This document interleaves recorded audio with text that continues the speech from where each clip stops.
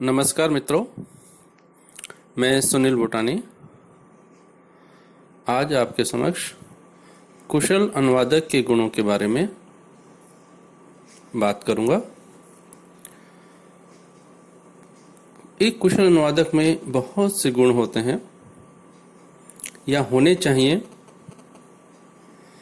उन पर बात करते हैं। सबसे पहला कि अनुवादक को स्रोत और लक्ष्य अर्थात सोर्स और टारगेट लैंग्वेज दोनों भाषाओं का पर्याप्त ज्ञान होना चाहिए। मैं पुनः दोहराना चाहूँगा कि स्रोत और लक्ष्य दोनों भाषाओं का। अमूमन ये मान लिया जाता है कि लक्ष्य भाषा पर हमारी अच्छी पकड़ है तो हम अच्छे अनुवादक बन सकते हैं, लेकिन मेरा मानना है कि सोर्स यानी जिस भाषा से हम अनुवाद कर रहे हैं उस भाषा का भी हमें पर्याप्त ज्ञान होना चाहिए और उस पर हमें निरंतर कार्य करते रहना चाहिए। नेक्स्ट, नंबर 2, अनुवादक के पास अच्छे शब्दकोश होने चाहिए। यदि कोई अच्छा अनुवादक है, क्योंकि उसे अलग अलग क्षेत्रों का अनुवाद करना होता है, तो उसके पास उस विषय विशेष से संबंधित शब्दकोश होने चाहिए। यदि हमें किन्हीं तकनीकी विषयों से संबंधित सामग्री का अनुवाद करना है तो उन तकनीकी विषयों से संबंधित जो मानक शब्दावली है, जो कि अमूमन तकनीकी एवं पारिभाषिक शब्दावली आयोग द्वारा तैयार की गई होती है, उसका इस्तेमाल करना चाहिए। इसी तरह अगर हम विधि क्षेत्र का अनुवाद करना चाहते हैं तो विधायी आयोग द्वारा जो विधि शब्दावली बनाई गई है उसका इस्तेमाल करना चाहिए। इसी तरह अगर हम बैंकिंग क्षेत्र का अनुवाद करना चाहते हैं तो रिजर्व बैंक द्वारा प्रकाशित शब्दावली का इस्तेमाल करना चाहिए। अगर हम बीमा क्षेत्र का अनुवाद करना चाहते हैं तो बीमा कंपनियों द्वारा जो शब्दावली बनाई गई है उसका इस्तेमाल करना चाहिए। यानी हमें मानक शब्दावलियों का इस्तेमाल करना चाहिए ताकि उसमें एक रूपता रहे। नंबर 3, अनुवादक को शब्दकोशों से आवश्यकता अनुसार सटीक शब्दों का चयन करने में आलस्य नहीं करना चाहिए। यानी हम जानते हैं कि किसी अंग्रेजी शब्द का अगर हम हिंदी पर्याय ढूंढते हैं तो हमें बहुत से पर्याय मिलते हैं उसमें, लेकिन जो संदर्भ के अनुसार शब्द आना चाहिए वहां पर वह आए, उस पर हमें थोड़ा परिश्रम अगर करना पड़े तो हमें करना चाहिए। हमें बिल्कुल उपयुक्त फिटेड शब्द जो है वहां पे वो उसका इस्तेमाल करना चाहिए, उसका चयन करना चाहिए। नेक्स्ट, नंबर 4, यदि आवश्यक हो तो अनुवाद की जाने वाली सामग्री के किन्हीं शब्दों या अभिव्यक्तियों आदि के बारे में संबंधित विषय के जानकार से चर्चा कर लेनी चाहिए। यह इसलिए भी आवश्यक है कि जो एक अनुवादक है उसकी भी सीमाएं होती हैं, वह हर विषय का जानकार नहीं हो सकता। यदि कोई ऐसा विषय है जिस पर हमारी पकड़ नहीं है या जहां पर हमें संशय है तो उस विषय सामग्री के जो संबंधित विशेषज्ञ है या व्यक्ति हैं उनसे हम उस टेक्स्ट के बारे में, उस विषय के बारे में उन अनुवाद करते हुए जहां कहीं कुछ शब्द ऐसे आए हैं, कहीं कुछ फ्रेजेस ऐसे आए हैं, तो उस पर हमें अगर उनसे बात करनी पड़े, उसको स्पष्ट करना पड़े तो हमें करना चाहिए। अगर मुझे शिपिंग सेक्टर के किसी सामग्री का अनुवाद करना है, शिपिंग सेक्टर के बारे में मैं जानता नहीं हूं, तो उसमें कहीं कुछ ऐसे शब्द इस्तेमाल होते हैं, कहीं ऐसे फ्रेजेस इस्तेमाल होते हैं, तो मैं उसका अनुवाद कैसे करूंगा? तो ऐसे में यदि आवश्यक हो तो जहां जो भी जिस कार्यालय से संबंधित विषय सामग्री है, अनुवाद की सामग्री है, वहां जो संबंधित अधिकारी हैं उनसे इस बारे में चर्चा कर लेनी चाहिए। इससे जो व्यक्ति है उसको भी अच्छा लगेगा कि एक अनुवादक कितनी गहन तरीके से अनुवाद करना चाहता है, इसके लिए वो ये जानकारी लेना चाहता है ताकि अनुवाद को और बेहतर तरीके से कर सके। नंबर 5, तकनीकी या प्रशासनिक सामग्री के अनुवाद के मामले में विषय वस्तु को, यानी जो कंटेंट है उसको, संबंधित विषय विशेषज्ञ से बेहतर ज्ञान अनुवादक को नहीं हो सकता, इसलिए विषय विशेषज्ञ की विशेषज्ञता का लाभ अवश्य उठाया जाना चाहिए। जैसा कि मैंने पिछला जो बिंदु है उस पर इस बात को मैंने स्पष्ट किया है। अगला है नंबर 6, अनुवादक में अहम भाव या अति आत्मविश्वास का भाव नहीं होना चाहिए। अनुवादक दो भाषाओं रूपी किनारों को जोड़ने के लिए सेतु तैयार करने वाला इंजीनियर होता है। अनुवादक की कुशलता या उसकी सफलता सेतु की मजबूती या कमजोरी पर निर्भर करती है। अर्थात अनुवादक जो है उसमें ये अहम भाव नहीं होना चाहिए कि मैंने जो अनुवाद कर दिया वही सही है, या ये अति आत्मविश्वास होना अच्छी बात है। अति आत्मविश्वास अगर हमारे में है कि नहीं नहीं मुझे मालूम है ये ऐसा ही है, ऐसा ही होगा, तो ऐसा भाव नहीं होना चाहिए। यदि आवश्यक हो तो हमें डिक्शनरी खोलनी चाहिए, शब्दकोश खोलना चाहिए, उस शब्दों का अर्थ देखना चाहिए। जहां कहीं आवश्यक हो तो संबंधित व्यक्ति से, विशेषज्ञ से बात करनी चाहिए। और सामान्य तौर पर यह कहा जाता है कि कोई अनुवाद अंतिम नहीं होता, मानक नहीं होता, प्रमाणिक नहीं होता। यदि इस सिद्धांत को हम अपनाते रहेंगे तो हम अच्छा अनुवाद नहीं पा सकते। हाँ, हर अनुवादक का अनुवाद करने का तरीका अलग हो सकता है, लेकिन अनुवाद वो होना चाहिए जिसमें ना छोड़ा जाए ना जोड़ा जाए। जैसा लक्ष्य भाषा, जैसा सोर्स जो हमारी स्रोत भाषा है उसमें जैसा कहा गया वैसा ही लक्ष्य भाषा में संप्रेषित हो जाए, ऐसा अनुवाद होना चाहिए। तो एक अनुवादक जो है वो अनुवादक न होकर के अनुवादक के साथ साथ एक कुशल इंजीनियर भी होता है जो दो भाषाओं के बीच के सेतु का निर्माण करता है।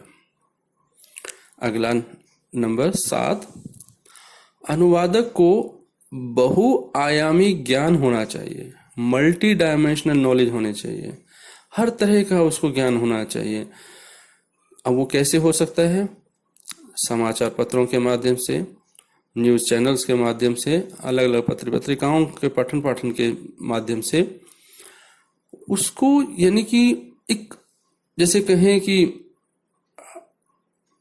दीन दुनिया में क्या कुछ चल रहा है, क्या कुछ ऐसा हो रहा है जिसके बारे में अगर उसको अनुवाद दे दिया जाए तो वे कर सकता है, करना पड़ेगा।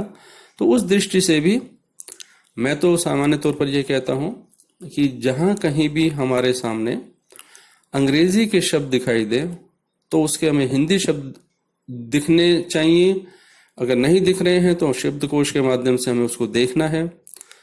जहां अंग्रेजी शब्द दिख जाए तो उसके हिंदी शब्द हमें दिखने चाहिए, और अगर नहीं दिख रहे हैं तो शब्दकोश के माध्यम से हमें उसे देखना है, मन मस्तिष्क में उसको छापना है।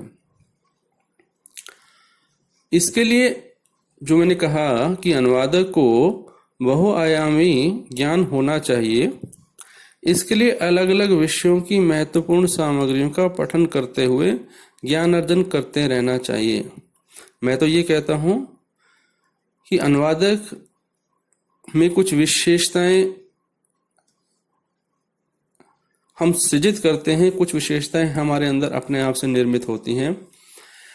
जब हम अलग अलग क्षेत्रों का अनुवाद करने लगते हैं तो हमें अलग अलग क्षेत्रों की जानकारी होने लगती है। अमूमन जो लोग हैं वो 1, 2, 3 क्षेत्रों से जुड़े होंगे, उस क्षेत्रों के बारे में जानकारी रखते होंगे, और बहुत लोग एक ही क्षेत्र के बारे में जानकारी रखते होंगे जिसमें वे काम करते हैं। लेकिन अनुवादक बहुत सारे विषयों के बारे में, बहुत सारे जो क्षेत्रों के बारे में जानकारी रखता है अनुवाद के माध्यम से। अगला नंबर 8, साहित्यिक कृति का अनुवाद करने वाले अनुवादक को मूल रचनाकार के निरंतर संपर्क में रहकर उसकी संतुष्टि के अनुसार अनुवाद करना चाहिए, क्योंकि मूल भावों के धरातल का ज्ञान मूल रचनाकार से बेहतर किसी को नहीं हो सकता। यानी जो साहित्यिक रचनाओं के अगर कोई अनुवाद करना चाहता है या अनुवाद कर रहा है तो वे ऐसा अनुवाद करे कि जो साहित्यिक भाव जो है वो बड़े एक कोमल होते हैं, बड़े कहें कि संवेदनशील होते हैं, तो उसका अनुवाद जो है बड़े ही संजीदगी के साथ होना चाहिए। और अनुवाद संजीदगी के साथ हो, उन्हीं भावों के साथ हो, इसके लिए जो मूल रचनाकार है उसके साथ निरंतर संपर्क और चर्चा बहुत ही महत्वपूर्ण है। अगला बिंदु है 9। अनुवादक को अलग अलग विषयों या विषय वस्तुओं का अनुवाद करने वाले अन्य अनुवादकों से मित्रवत संबंध स्थापित करने चाहिए, उनसे फ्रेंडली होना चाहिए, ताकि आवश्यकता पड़ने पर एक दूसरे का मार्गदर्शन कर सकें। यह बहुत महत्वपूर्ण बिंदु है कि हम हर विषय में बहुत पारंगत नहीं हो सकते, हर अनुवाद में पारंगत नहीं हो सकते। कोई विधि में किसी बहुत निपुण है, कोई प्रशासनिक अनुवाद में निपुण है, कोई साहित्यिक अनुवाद में निपुण है, कोई प्रशासनिक अनुवाद में निपुण है, तो कोई बैंकिंग अनुवाद में निपुण है। तो इस तरीके से हर किसी की एक विशेषज्ञता एक अनुवादक की हो सकती है। तो यदि मैं कहूँ कि एक टीम हो जिसमें अलग अलग क्षेत्र के जो कहूँ कि जिनकी पारंगतता ज़्यादा है, जिनका ज़्यादा अनुवाद उस क्षेत्र का उन्होंने किया है, यदि एक टीम बन के रह सके और वो टीम मित्र मंडली के तौर पर हो तो बहुत अच्छा रहेगा।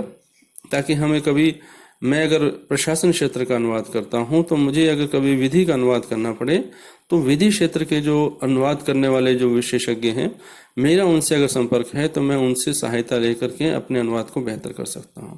तो इसी तरह अन्य क्षेत्रों के अनुवाद भी हम लोग कर सकते हैं अपने मित्रवत संबंधों के माध्यम से। अगला बिंदु है 10। अनुवादक को किसी भी विषय वस्तु जो कंटेंट है उसकी विषय वस्तु की सामग्री का अनुवाद प्रारंभ करने से पहले, यानी हम कोई भी कंटेंट, कोई भी जो मैटर है हमारे पास, हम उसका अनुवाद प्रारंभ करने से पहले हमें किन किन चीजों का ध्यान रखना चाहिए। नंबर 1,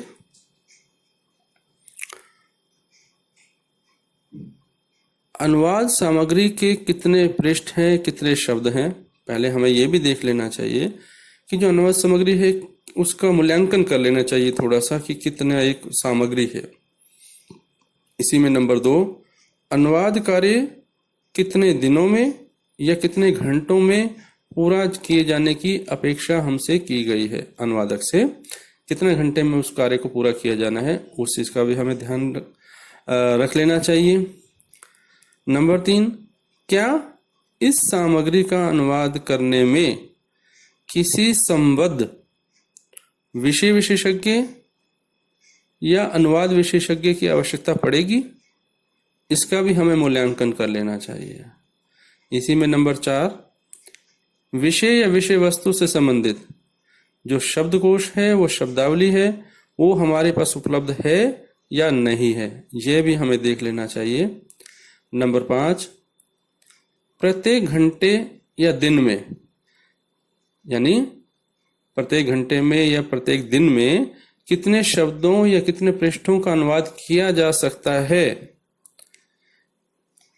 इन सभी पहलुओं को ध्यान में रखते हुए कार्य योजना तैयार कर लेनी चाहिए। ये बहुत ही महत्वपूर्ण बिंदु है कि यदि किसी अनुवादक के पास कोई अनुवाद कार्य आता है और जो भी अनुवाद कार्य आपको सौंपता है, तो एक प्रोफेशनल होने के नाते, एक प्रोफेशनल अनुवादक होने के नाते आपका ये दायित्व बनता है कि पहले आप अनुवाद कार्य प्रारंभ करने से पहले उसका पूरी तरह से मूल्यांकन कर लें।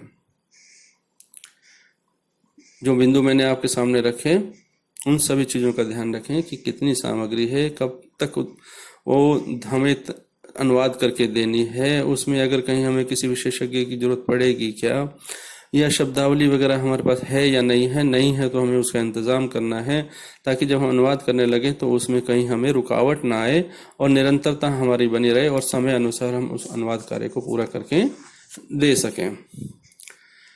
अगला बिंदु है 11, अनुवादक को अनुवाद कार्य करते समय गौरव का अनुभव होना चाहिए कि उसे 2 भाषाओं के लोगों को जोड़ने वाले सेतु का निर्माण करने का दायित्व सौंपा गया है।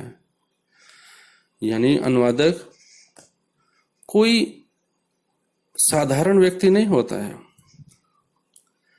वह 2 भाषाओं के लोगों को आपस में जोड़ने का दायित्व निभाता है। ईश्वर ने हमें यह काम दिया है कि हम 2 संस्कृति के लोगों को, 2 भाषाओं के लोगों को आपस में मिलाएं, जोड़ें, सेतु निर्माता बने। ये बहुत बड़ा एक हमारे लिए वरदान है। नंबर 12 अंतिम, अनुवादक लक्ष्य भाषा के पाठक को ध्यान में रखकर शब्दों या भाषा का प्रयोग करे या करता है। ये सबसे महत्वपूर्ण बिंदु है कि हम अनुवाद जो कर रहे हैं वो किसके लिए कर रहे हैं, कौन पाठक है। अगर मैं प्रशासनिक अनुवाद कर रहा हूं तो मुझे प्रशासनिक शब्दावली का इस्तेमाल करते हुए, प्रशासनिक भाषा का इस्तेमाल करते हुए, जिसे सामान्य तौर पर प्रयोजन मूलक भाषा कहा जाता है, उसका इस्तेमाल करते हुए मुझे अनुवाद करना है। ठीक है। अगर समाचार पत्र से संबंधित जो सामग्री होती है, दूरदर्शन, आकाशवाणी, समाचार पत्रों की जो, यानी मैं कहूँ कि मीडिया की जो सामग्री होती है, उसका जो अनुवाद होना है, उसकी भाषा प्रशासनिक भाषा की तरह नहीं हो सकती है। वो बिल्कुल सरल सहज आम लोगों की भाषा होनी चाहिए और होती है। तो इसलिए हमें इस चीज का बहुत ध्यान रखना है कि हम अनुवाद किसके लिए कर रहे हैं। तो ये कुछ बिंदु थे जो मैंने आपके सामने रखे, जिस पर मुझे लगता है कि अनुवादकों को ध्यान देना चाहिए। यदि वे इन बिंदुओं पर गहनता से ध्यान देते हैं तो वे अनुवाद के क्षेत्र में अपेक्षाकृत बेहतर प्रदर्शन कर सकते हैं। और मैं शुभकामनाएं देता हूं कि आप एक कुशल अनुवादक के रूप में स्थापित हों। इन्हीं शुभकामनाओं के साथ धन्यवाद।